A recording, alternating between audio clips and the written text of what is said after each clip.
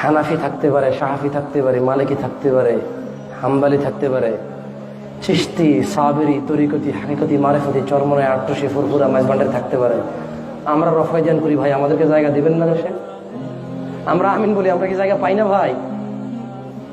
ও ভাই, আপনার তো চিশতির কথা বলেন, আব্দুল কাদের জিলানীর কথা বলেন, তরিকতের কথা বলেন, হাকিকত যেটা দেখা, মারেফত যেটা দেখা যায় না, ধ্যানের কথা বলেন। আমরা তো ভাই কোরআনের হাদিসের কথা বলি। আমরা কি খুব খারাপ কথা বলি ভাই? আমরা বলি কুল হাতু বুরহানাকুম, তোমরা তোমাদের দলিল দিয়ে কথা বলো, খুব খারাপ কথা বলি বলছি না? আমরা বলি সূরা হাশরে বলেছে ওমা আতাকুমুর রাসূল ফাখুযু, যা নবী দিয়েছে তাই নাও, ওমা নাহাকুম আনহু ফান্তাহু, যা দেয়নি তা নিও না। আমরা খুব খারাপ কথা বলি বলছি না? আপনারা আমাদেরকে যুক্তি দেন, নামাজের পরে মুনাজাত দিলে কি সমস্যা? ভালো কাজ তো, খারাপ না। তো আমরা বলি যে এক রাকাতে 3টে সিজদা দেন, ভালো কাজ। তখন দিবেন?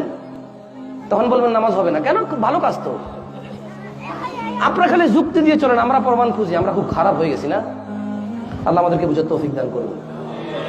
আল্লাহ তাআলা আমাদেরকে হিদায়াত দান করুন।